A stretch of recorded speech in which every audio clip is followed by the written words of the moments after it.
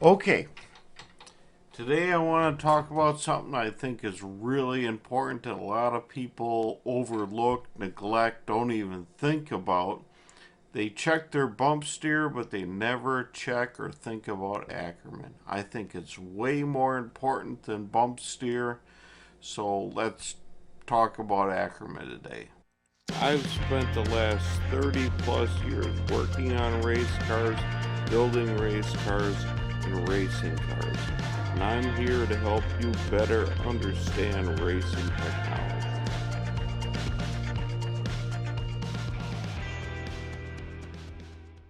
Ackerman first came about, I heard, this is an old story, in the Old West when wheels were made out of wood and they were horse drawn carriages and things like that. What would happen was is when these things would take a corner, all that stress would break the centers out of the wooden wheels, and that was a common problem.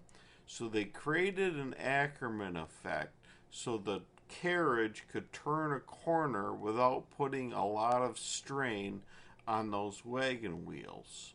The best way of checking Ackerman is actually not by degrees. A lot of people check it in degrees a turn, one turn in the wheel, the other turn in the wheel.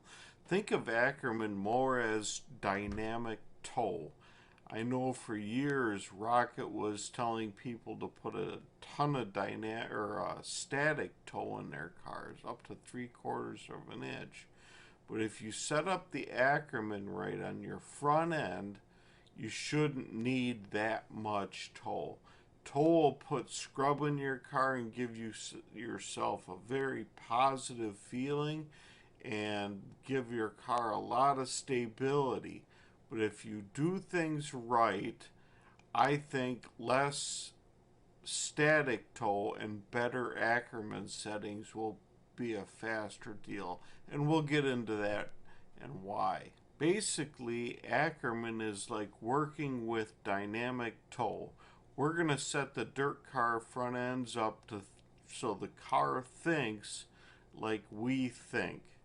It's not about bump steer that depends solely on ride height and where the car is, but we're going to get it so when your brain is thinking about making a tight car free up or something, we're going to put our front tires in line and make that happen with the way we think. Can't have a good discussion about Ackerman unless I know everybody knows what it is and knows how it works and how we can use it on our dirt cars to our advantage. So to do that, we're going to need to go over to the drawing board and I'll show you some sketches and we'll define and I'll show you exactly what Ackerman is. Let's say your car is set up with like normal toe. You got your front tires and they're probably towed out.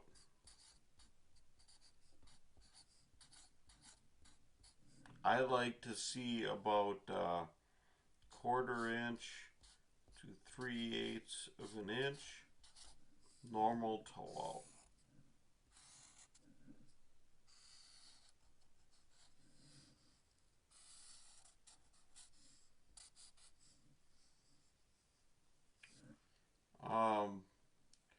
With Ackerman, as you turn your car left, the left front tire will actually toe out more. This is exaggerated. And what will happen is like we talked about slip angle.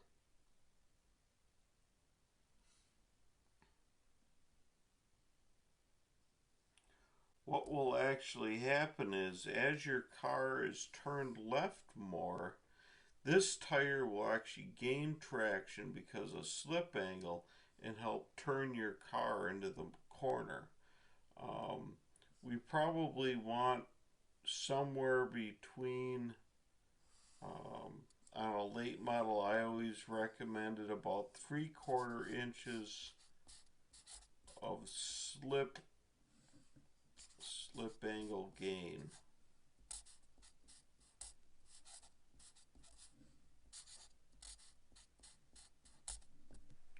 Or an increase in toe. Think about it as toe. When you got this is actually just a dynamic toe is when we think about slip or when we think about Ackerman.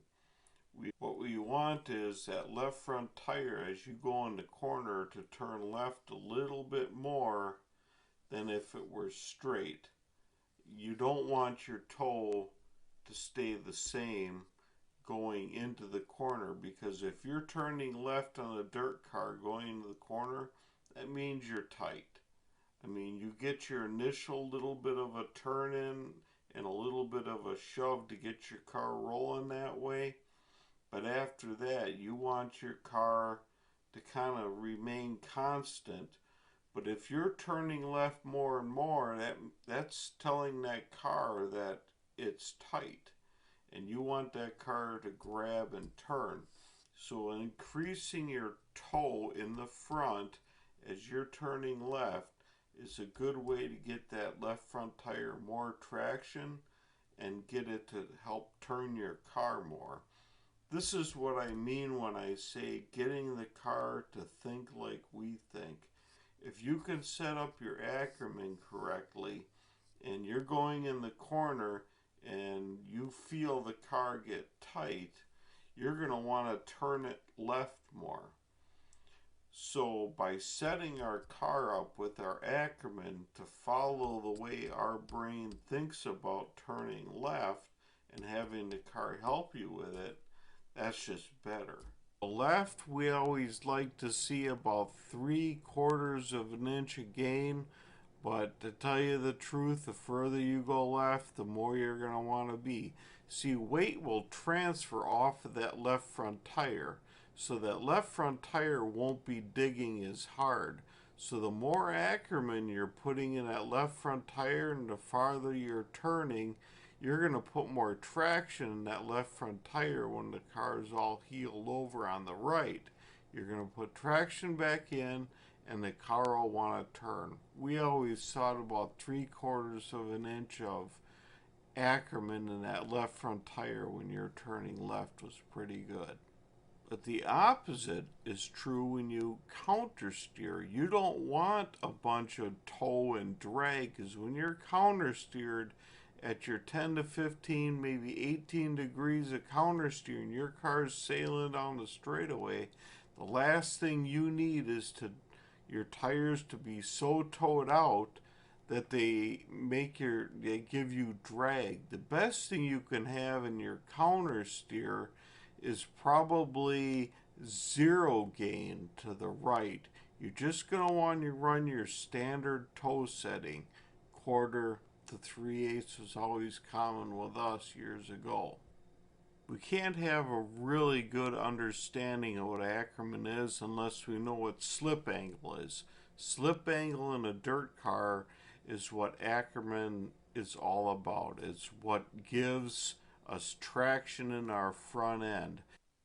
Okay, I made this little diagram a while ago to kind of describe how slip angle works. Slip angle, actually you got to think about it in terms of a rubber band and how your tire stretches and turns.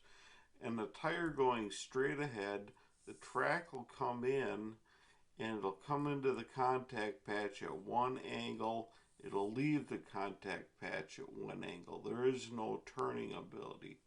But as you turn your tire, what's considered the number of degrees that that thing turns is considered your slip angle. The track will come into the contact patch at one angle. The contact patch will get stretched and it'll turn the car and snap back when it leaves the contact patch at a different angle. The more slip angle your car has, your tires have basically, the more stretching and the more traction your front end is going to have in it. That's a lot of times why late models tires have more traction built into them because their bigger sidewall, their rubber is softer, their carcass is softer, so they'll have more traction built into that tire. I always get a kick out of those people with those low profile tires on street cars and they think that there's so much traction there. When actually, a low profile tire, there isn't as much traction as something with a bigger sidewall because there's less rubber banding effect, less stretch, and less traction. That's why if you get those low profile tires on ice or on snow, they are absolutely garbage because there's no slip angle in those tires. There's no give, there's no elasticity to them, and there's no traction in the front end.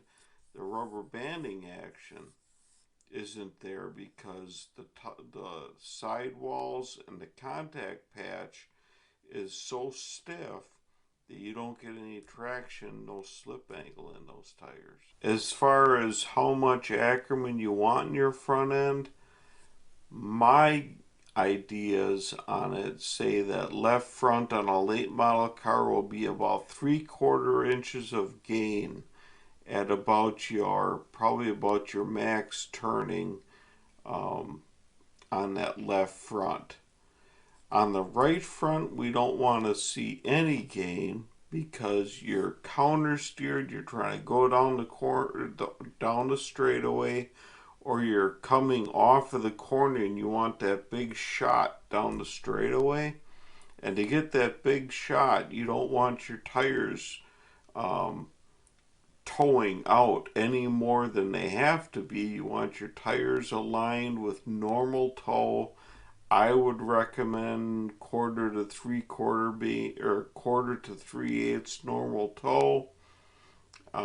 When you come off that corner, 1/4 to 3/8 Ackerman with your tires turned 10 to 15 degrees is all you need. It'll get you that big launch off the corner. But when you go into the other corner and you want to turn left, if your car is a little bit tight, you want that toe increased in order to help you turn that car. When you think about slip angle, think about your car as transferring weight first. Weight is coming off of your left front and going on your right front. Now we can do some things with kinematics and stuff that put traction back in that left front. But the easiest thing to do is if your car gets tight and that left front gets light, the further you turn that car left, just like you'd want to do if a car gets tight, you're going to want to tow that left front tire out more. So that tire now creates traction through slip angle, gives your car traction, and takes the push out of your car. I drew a little diagram to kind of show exactly how we can adjust Ackerman in our car. Basically, there's two ways of adjusting Ackerman. One is with tie rod length or steering arm length for your tie rod. If you move it further in, it'll speed up the spindle. But what happens is if you move this, the radius here gets tighter on both directions. So as you're turning left, your spindle speeds up and you gain Ackerman. As you're turning right, your spindle speeds up and you're gaining Ackerman. What you really want to do is you want to gain Ackerman to your left, but you want your right to stay true toe or actual set toe in your car.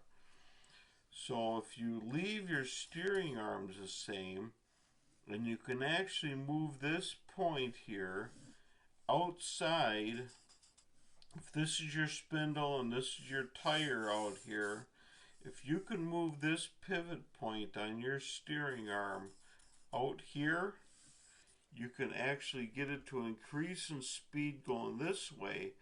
But in going this way, because it's got to go to the high point where it's very slow and then go down to the lower point where it gets very fast. you're actually going to get more Ackerman turning to your left and less Ackerman turning to your right. All you got to do is think about it like on a circle radius, like this. This is actually the slowest part of your steering up here. As you get down to your lower points here, this speeds up because you're actually running on your radius. So what you want to do is if you want to keep your steering arm outside here, it'll actually turn faster left and slower going right. Sweet makes a set of Ackerman gauges that I recommend everybody buy.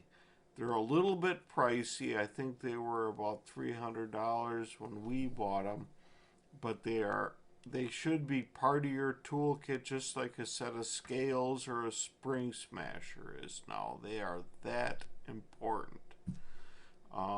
The degree settings, a lot of times there's a lot of things that go into that. And what we want to do basically to put traction in our front end, we want to know our toe settings. So the best way of measuring Ackerman is by measuring toe. Another thing you're going to want to do when you're measuring your Ackerman with the Sweet system is you're going to want to make yourself a set of ride height gauges. And maybe you'll have one set that'll set your car at static, and then you'll have another set that you'll set your car like it would be in the middle of the corner. Right front is going to be up, left front is going to be dropped. So then you're actually measuring toe with your rack in the car with everything as it would be going down the track. That's going to give you the best picture on where your toe is actually going and your Ackerman increase. If you liked this video and you thought it was pretty good information, subscribe to the channel below, and if you ring the bell, you will get a notification whenever I upload more videos. This will help me out, this will help the channel out, and it'll kind of give me an indication that people are really liking the content and I should probably keep going on this path. So subscribe and ring the bell, and we'll see you in the next video.